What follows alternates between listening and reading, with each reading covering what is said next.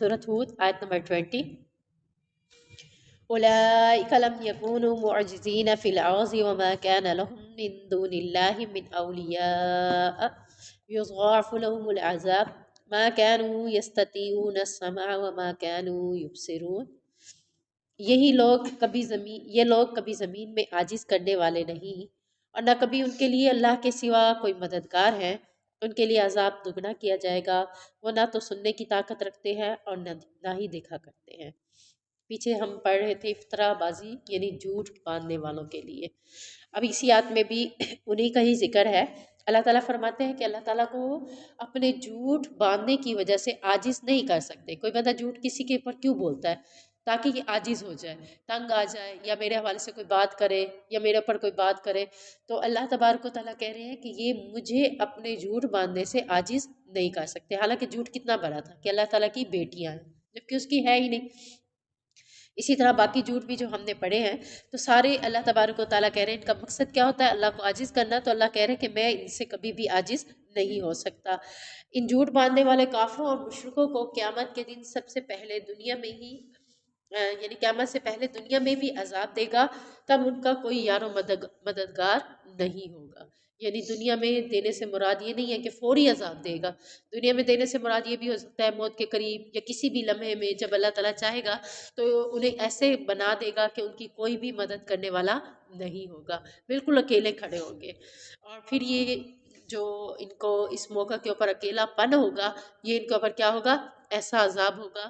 اللہ تبارک و تعالیٰ کہتے ہیں کہ اس عذاب کو ٹالنے کے لیے کسی کو بلائیں گے بھی صحیح تو وہ عذاب کوئی بھی انہیں ٹالنے کے لیے نہیں ان کے قریب آئے گا.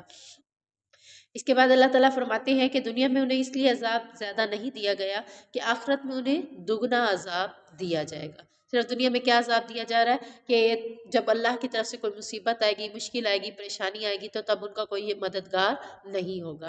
لیکن اصل عذاب انہیں کہاں ہوگا؟ اللہ تبارک تعالیٰ فرما رہے ہیں کہ یضاعف دگنا عذاب ہوگا. کہاں پر؟ آخرت کے دن. آخرت میں انہیں دگنا عذاب ہو جائے گا، اس لیے کہ دین اسلام سے ان کی نفرت اور عداوت اس قدر شدید تھی.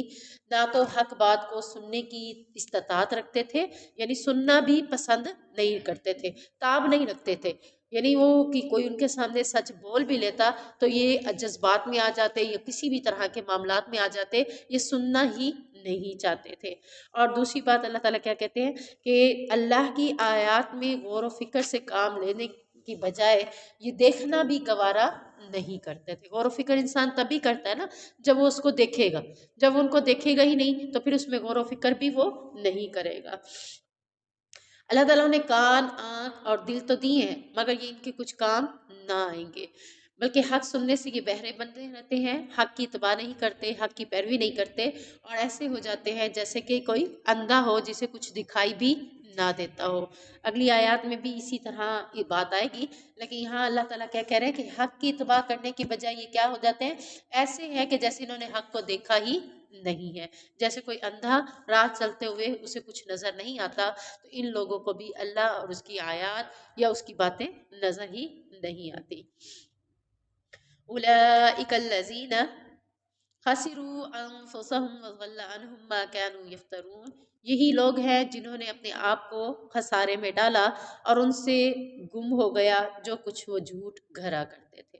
یعنی اللہ کے سوا جن معبودوں کو، بتوں کو یہ پکارتے تھے وہ ان کے کچھ بھی کام نہ آ سکیں گے. پیچھے بھی یہی بات ہے کہ بے یارو مددگار سے مراد یہی ہے کہ جن کو وہ پکارتے تھے کوئی بھی ان کی مدد کرنے والا نہیں تھا. یہاں بھی اللہ تعالیٰ کہہ رہے ہیں کہ بتوں کو جن کو وہ پکارتے ہیں، معبود بناتے ہیں، وہ اپنے آپ کو خسارے میں ڈالتے ہیں ان کو معبود بنا کر. وہ معبود ان کے کچھ بھی کام نہیں آ سکیں گے. البتہ ہر طرح کے نقصان اور خسارے کا سبب یہ خود ضرور پائیں گے. لا جرم انہم فی الآخرۃ هم الاخسرون. کوئی شک نہیں کہ یقیناً وہ آخرت میں وہی سب سے زیادہ خسارہ پانے والے ہیں.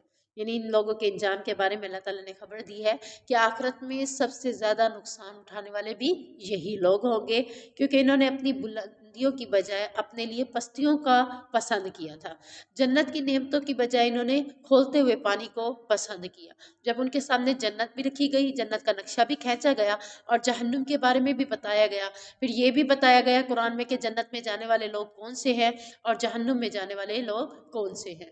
اب ان کے سامنے سب کچھ واضح ہونے کے باوجود جب انہوں نے اپنی آنکھوں سے اس چیز کو دیکھنا ہی گوارا نہیں کیا تو اللہ تعالیٰ کہتے ہیں کہ یہ وہ لوگ ہیں جنہوں نے اپنے لیے بلندیوں کی بجائے پستیوں کو پسند کیا اور اپنے لیے جنت کی بجائے جہنم کا گرم کھولتا ہوا پانی پسند کیا۔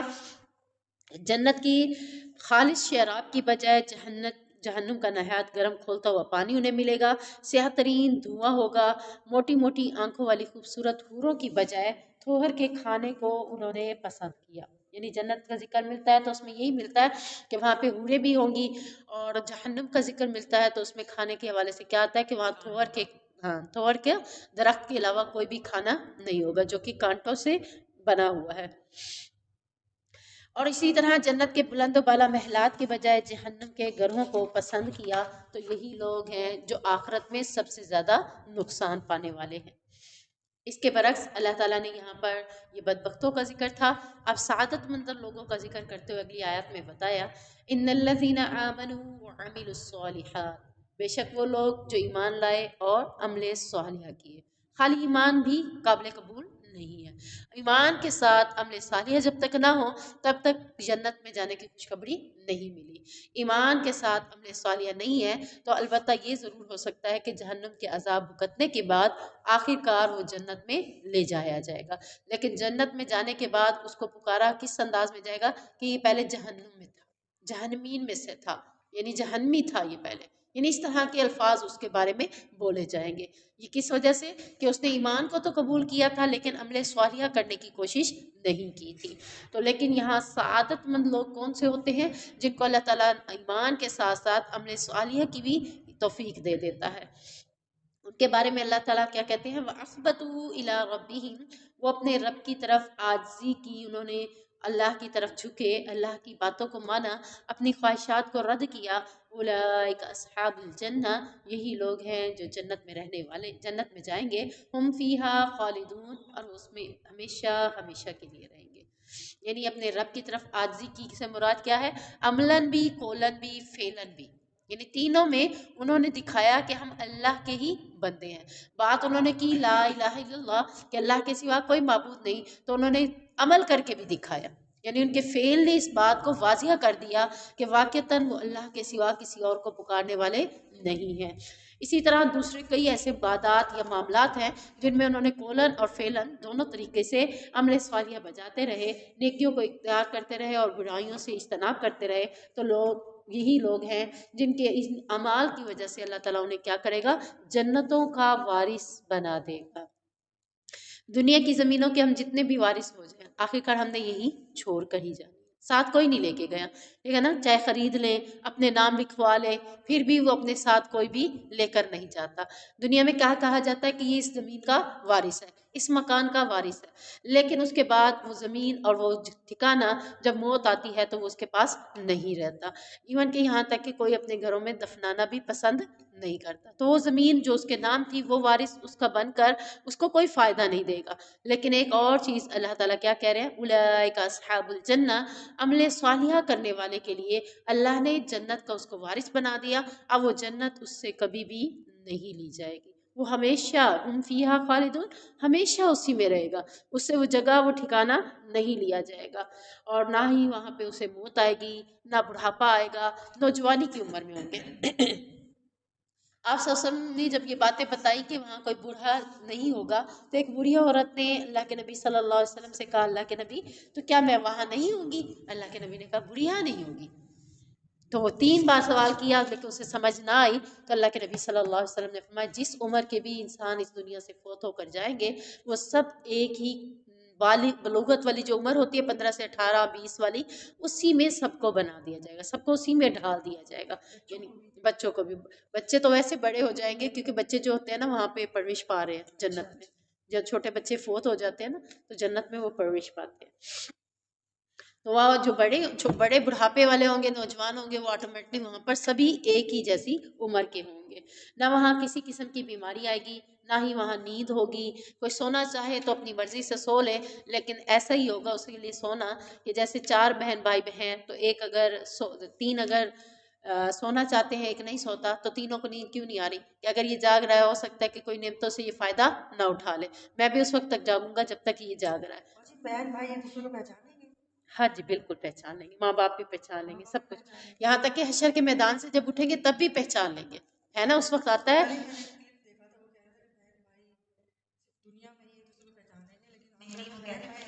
پہچانیں گے، لیکن منہ موڑ لیں گے، پہچاننے کے بعد فوراً منہ موڑ لیں گے، کہیں ہم سے کوئی نیکی نہ مانگ لیں۔ نفسا نفسی کا عالم ہے تو لوگ پہچان جائیں گے، لیکن ایک دوسرے سے چھپتے پھریں گے کہ کوئی ہم سے کوئی نیکی نہ مانگ لے۔ جنت جب یہاں اتنی حشر کا میدان سے پہلے جو عالم ہے وہ بڑا سخت ہے، اس کو پہچان لیں گے تو جنت میں تو آٹومیٹکلی پہچان لیں گے، اور ایک دوسرے سے ملنے بھی جائیں گے، ملاقاتیں بھی کریں گے، ایک دوسرے کے محلات میں جائیں گے، سب کچھ ہوگا اگر وہ جنت میں سارے اکٹھے ہوئے تو۔ اگر جنت میں کوئی ایسا ہوگا جس کو دنیا کا کوئی ساتھی نظر نہیں آ رہا ہوگا تو وہ اللہ تعالیٰ سے کہے گا اللہ فلاں ساتھی میرا جو تھا وہ میرے ساتھ اٹھتا بیٹھتا تھا، عبادت کرتا تھا، ہاں جی اسی کے ساتھ، تو وہ اس اللہ سے کہے گا اللہ وہ مجھے آج نظر نہیں آ رہا، تو اللہ تعالیٰ کہیں گے وہ تو جہنم میں ہے۔ اللہ تعالیٰ سے کہے گا اللہ تعالیٰ وہ تو دنیا میں ہمیں نیکی کی طرف راغب کرتا تھا، تو اللہ تعالیٰ کہیں گے کہ وہ تمہیں تو کہتا تھا لیکن خود عمل نہیں کرتا تھا۔ یعنی یہ پہچان ہے نا کہ جنت میں نظر دورانے کے بعد اسے نظر ہی نہیں آ رہا ہوگا تو وہ اس کے بارے میں پوچھے گا، تو سب ملیں گے جو جس طرح سے چاہے ملے گا، لیکن دعا کرے کہ جنت میں ہم چلے جائیں انشاءاللہ۔ وہاں پر نہ بیماری ہوگی اور نہ ہی نیند ہوگی، یعنی اپنی مرضی ہوگی سونا چاہے، لیکن نیند اس لیے نہیں کریں گے کہ جنت کی نعمتوں سے محروم نہ ہو جائے تھوڑی دیر کے لیے۔ نہ ہی وہاں پہ بول و براز ہوگا، نہ بلغم ہوگی، نہ تھوک ہوگا، یعنی کسی قسم کی غلاظت نہیں ہوگی، یہ ساری باتیں ان میں آ جائیں گی، یعنی نہ ہی مینسز والی، نہ ہی پخانے کی، نہ ہی تھوک جو ہوتا ہے، بلغم ہوتا ہے، کچھ بھی ایسا نہیں ہوگا۔ ہم کھانا کھائیں گے تو کھانا ہضم کیسے ہوگا؟ ایک ڈکار آئے گا جس سے کھانا ہضم ہو جائے گا، یعنی وہ واش روم میں جانے والا سیٹ اپ جو ہے وہ تک بھی نہیں ہوگا۔ اور اسی طریقے سے بس کستوری کی خوشبو جیسا ہلکا سا پسینہ آئے گا جس سے کھایا پیا سب ہضم ہو جائے گا، اور وہ پسینہ بھی دیکھیں خوشبودار ہوگا، جیسے نبی کریم صلی اللہ علیہ وسلم کے پسینے کے حوالے سے آتا ہے نا کہ لوگ ان کے پسینے سے بوتلیں یعنی چھوٹی شیشیاں بھر لیتے تھے اور عطر کے طور پر اسے استعمال کرتے تھے۔ سبحان اللہ۔ مثل الفریقین کالعمی والاصم والبصیر والسمیع هل یستویان مثلا افلا تذکرون، دونوں گروہوں کی مثال اندھے اور بہرے دیکھنے اور سننے والے کی طرح ہے، یعنی کون سے دونوں کی؟ جن کا ہم نے ابھی ذکر پڑھا۔ ایک کون ہے؟ بدبخت لوگ ہیں جو اللہ پر جھوٹ باندھتے ہیں اور اپنے لیے بلندیوں کی بجائے پستیوں کو پسند کرتے ہیں۔ دوسرے کون لوگ ہیں؟ سعادت مند لوگ ہیں جو نیک عمل ایمان لانے کے ساتھ ساتھ نیک عمل بھی کرتے ہیں۔ ان دونوں کی اللہ تعالیٰ مثال دے رہا ہے، یہ دونوں گروہ ہو گئے، دونوں کی مثال دے رہا ہے۔ اندھے سے مثال کس کی دی ہے اللہ تعالیٰ نے؟ اندھے اور بہرے سے مثال کس کی دی ہے؟ بدبخت کی۔ اور سننے والے اور دیکھنے والے کی مثال کس سے ہے؟ سعادت مند یعنی نیک شخص کی۔ تو اللہ تعالیٰ کہتے ہیں کیا یہ دونوں مثال میں برابر ہیں؟ یعنی اگر دونوں کی مثال دی جائے تو دونوں مثال میں ایک جیسے آ سکتے ہیں کہ اس کی مثال ہے اس کی مثال ہے، الگ الگ تو آ جائے گی لیکن دونوں مثال میں ایک ہی پڑھنے میں نہیں آ سکتے۔ تو کیا تم نصیحت حاصل نہیں کرتے؟ یعنی کافر دنیا میں حق کو دیکھنے کے باوجود آخرت میں نجات کے راستہ سے بے بہرا ہو جائے گا، کیونکہ وہ حق کے دلائل سے سننے سے بے بہرا تھا، یعنی سنتا نہیں تھا، تو آج آخرت میں بھی اس کو نجات سے بے بہرا کر دیا جائے گا، اسی لیے ایسی باتوں سے محروم رہتا ہے جو اس کے لیے مفید ہو۔ اس کے برعکس مومن کیا کرتا ہے؟ ہر حق بات کو سمجھنا دیکھنا اس کا شیوا ہے، اور وہ حق اور باطل میں تمیز کرتا ہے، اسے خود بھی پتہ ہوتا ہے کہ یہ صحیح ہے اور یہ غلط ہے، اور وہ اس کو سوچنے کے لیے یعنی سوچنے کی صلاحیت بھی رکھتا ہے اور سوچتا بھی ہے اس کے اوپر، جبکہ بدبخت ان تمام باتوں کے اوپر غور و فکر نہیں کرتا۔ تو دونوں برابر نہیں ہو سکتے، جب دونوں برابر نہیں ہو سکتے تو انجام بھی دونوں کا برابر نہیں ہو سکتا۔ وَلَقَدْ أَرْسَلْنَا نُوحًا إِلَىٰ قَوْمِهِ إِنِّي لَكُمْ نَذِيرٌ مُّبِينٌ، اور بلا شبہ یقیناً ہم نے نوح علیہ السلام کو اس کی قوم کی طرف بھیجا، انی لکم نذیر مبین، بے شک میں تمہارے لیے صاف صاف ڈرانے والا ہوں۔ حضرت آدم علیہ السلام کو اللہ تعالیٰ نے جنت میں پیدا کیا، جنت میں رکھا، اور پھر اس کے بعد نافرمانی کی صورت میں انہیں جنت سے نکال کر زمین پر بھیجا۔ لیکن حضرت نوح علیہ السلام زمین پر پہلے پیغمبر تھے۔ حضرت آدم پہلے پیغمبر تھے، لیکن کہاں تھے؟ جنت میں، جنت میں۔ حضرت نوح علیہ السلام جنت میں نہیں تھے، زمین کے لوگوں میں پہلا نبی اگر کہا جائے گا تو وہ حضرت نوح علیہ السلام تھے، جو کہ پہلے نبی تھے۔ اب اللہ تعالیٰ نے اس نبی کو کس لیے بھیجا، کس کی طرف بھیجا؟ ان کی قوم کی طرف۔ جو اس وقت کی قوم تھی وہ انہی کی قوم تھی، اسی کی طرف انہیں نبی بنا کر بھیجا۔ انہوں نے آتے ہی فوراً پہلی بات کیا کی کہ بے شک میں تمہیں آخرت سے، برے کاموں سے ڈرانے والا ہوں۔ اب تمہیں ڈرانے کا مقصد یہ ہے اللہ تعبدوا الا اللہ، کہ تم اللہ کی عبادت کرو، اس کے سوا کسی اور کو معبود نہ ٹھہراؤ۔ دیکھیں سب سے پہلے یہ دعوت کس نے دی ہے؟ حضرت نوح علیہ السلام نے۔ اور یہی کلمہ لا الہ الا اللہ کہہ لے، اللہ تعبدوا الا اللہ کہہ لے، یعنی مین بات کہ اللہ کے سوا تمہارا کوئی معبود نہیں۔ اگر 1,24,000 پیغمبر آئے ہیں تو سبھی یہی اہم پیغام لے کر آئے ہیں، اور اس کے باوجود دیکھیں شرک کتنا۔ سب سے پہلی بات ہی ان کی یہی ہے کہ اللہ کے سوا کوئی معبود نہیں، اور اللہ تعالیٰ کہتا بھی ہے کہ تم لے آؤ دلیلیں، جن کو تم معبود ٹھہراتے ہو، کہ اللہ نے ان کے بارے میں کوئی دلیل نازل کی ہے؟ اللہ نے تو حضرت نوح علیہ السلام سے ہی یہ بات آغاز کرتے ہیں کہ اللہ کے سوا تمہارا کوئی معبود نہیں ہے۔ کیوں یہ بات کی؟ کیونکہ نوح علیہ السلام کی قوم میں اور حضرت آدم کے گیپ اچھا خاصا ہو چکا تھا، اور وہ لوگ کفر و شرک میں بہت زیادہ ہو چکے تھے۔ یعنی ان کی جو کہہ لے کہ برائی تھی ان کے اندر، وہ کفر و شرک تھا، اور اسی کفر و شرک کی وجہ سے زمین میں کیا کر رہے تھے؟ شر اور فساد پھیلا رہے تھے۔ یعنی اللہ کی عبادت کی طرف بلانا، اللہ کی دعوت دینا، دین کی طرف لے آنا، یہ خیر کے کاموں میں سے ہے۔ اللہ کی عبادت سے روک کر لوگوں کو بتوں کی طرف لگانا، لوگوں کو معبود وہی بنوا لینا، تو یہ سب کیا ہے؟ شر بھی ہے زمین پر اور فساد بھی ہے۔ تو ان کی برائی کیا تھی؟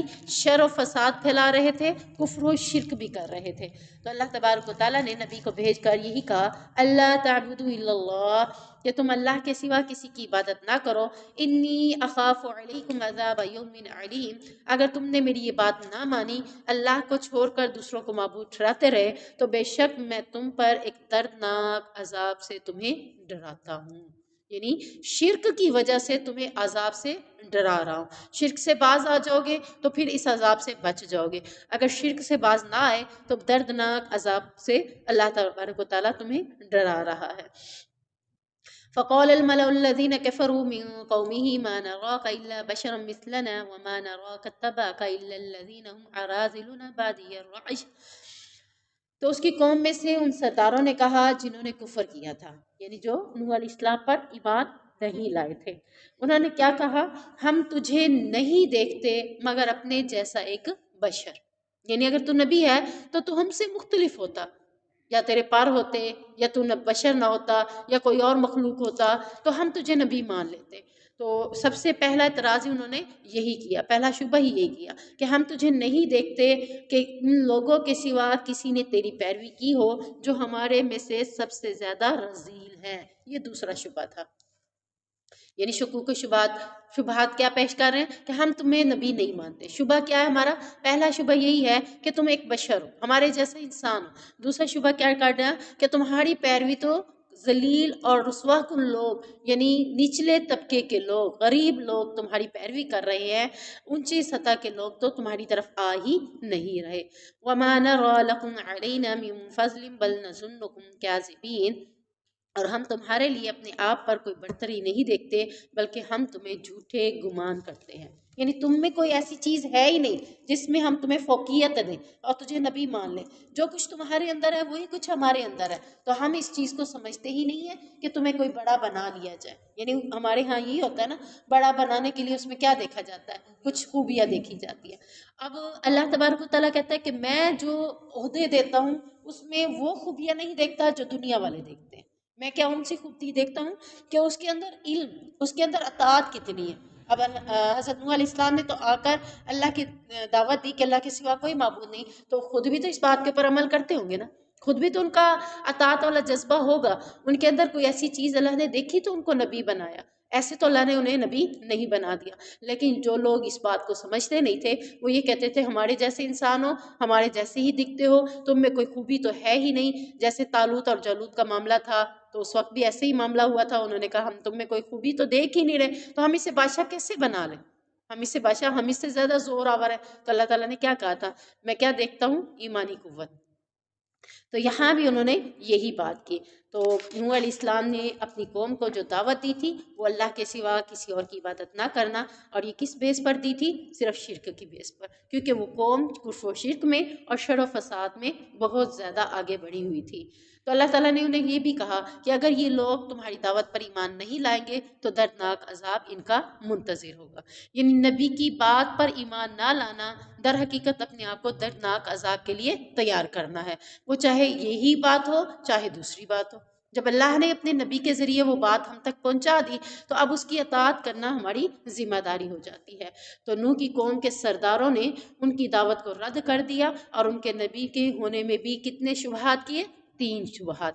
نمبر 1 شبہ کیا تھا کہ تم ہماری ہی طرح کے انسان ہو، ہماری بجائے تم نبوت کے کیسے حقدار ہو سکتے ہو. یعنی اگر ہم بھی انسان ہیں تم بھی انسان ہو تو نبوت کے حقدار ہم ہیں. کیوں کہہ رہے ہیں، کیونکہ سردار جو وہ تھے، مال جو دولت ان کے پاس تھا، سرداریاں ان کے پاس تھیں، تو وہ یہ کہتے ہیں کہ اگر ہمارے جیسے ہو تو پھر ہم تم سے زیادہ عہدوں پر ہیں، تو یہ عہدہ بھی ہمیں ملنا چاہیے تھا. ان کا دوسرا شبہ یہ تھا کہ قوم کے سرداروں میں سے ایک نے بھی تمہاری اتباع نہیں کی، کوئی بھی تمہاری بات ماننے کے لیے تیار نہیں ہوا. اور کیوں نہیں ہوا تھا، سرداروں نے خود ہی ایکا کیا ہوا تھا کہ ہم نے بات مانی ہی نہیں ہے. تو جب انہوں نے بات نہ مانی تو پھر آٹومیٹکلی کون سے لوگ سب سے پہلے ایمان لے آئے، تھوڑے نچلے طبقے کے لوگ جو رذیل کہلائے جاتے تھے، کم عقل تھے، بے وقوف تھے. تو ان کی نظر میں یہ تھا کہ یہی کم عقل ہیں، بے وقوف ہے، جنہیں سمجھ ہی نہیں ہے، تو وہی تم پر ایمان لا سکتے ہیں، ہم تو سمجھدار ہیں تو ہم تمہاری باتوں کو کیسے مانیں. اور تیسری چیز کیا کہی انہوں نے، تیسری چیز یہ کہی کہ تم میں کوئی خوبی تو ایسی ہے ہی نہیں کہ جس کی وجہ سے تمہاری پیروی کی جائے یا تمہیں نبی مانا جائے. اب آپ دیکھیں کہ نبیوں کے پیروکار کون ہوتے تھے. حضرت نوح علیہ السلام کے پیروکار اگر رذیل لوگ تھے، نچلے طبقے کے تھے، تو ایسے ہی 1,24,000 جتنے بھی پیغمبر آئے تھے سب کے اوپر ایمان لانے والے سب سے پہلے اسی طرح کے لوگ تھے.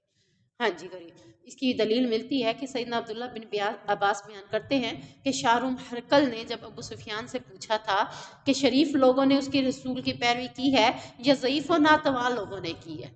یعنی یہ دلیل انہیں پتہ تھا کہ پہلے ہمیشہ جتنے بھی پیغمبر آئے ہیں تو ان کے ضعیف اور ناتواں لوگوں نے ان کی پیروی کی ہے، بڑے طبقے کے لوگوں نے ان کی پیروی نہیں کی. تو اب وہ یہ دیکھنا چاہ رہے تھے کہ یہ نبی ہے کہ نہیں ہے. یعنی اب کہہ لیں کہ یہ نبی کی خاص نشانی ہوتی تھی، ٹھیک ہے نا. دعوت دین کو قبول کرنے والے اگر نچلے طبقے کے لوگ ہیں تو سمجھ جائیں کہ وہ اللہ کے نبی کی نشانی ہے، کہ وہ واقعی اللہ کی طرف سے نبی ہے. اب وہ اسی نشانی کو پوچھ رہا تھا تو اس نے یہی جواب دیا کہ ضعیفوں نے ان کے اوپر ایمان لے آئے، ان کی پیروی کی ہے. جس پر ہرقل نے کہا کہ رسولوں کے پیروکار یہی لوگ ہوا کرتے تھے. تو یہاں سے پتہ چلا ہمیں بھی کہ یہ نہیں ہے کہ کم غریب ہیں اس لیے یا بیوقوف ہے تو اس لیے ایمان لے آتے، بلکہ نبی کے ہونے کی نشانی ہی یہی ہوتی تھی کہ پہلے یہی طبقہ ان پر ایمان لے آتا تھا. سبحانک اللہم و بحمدک.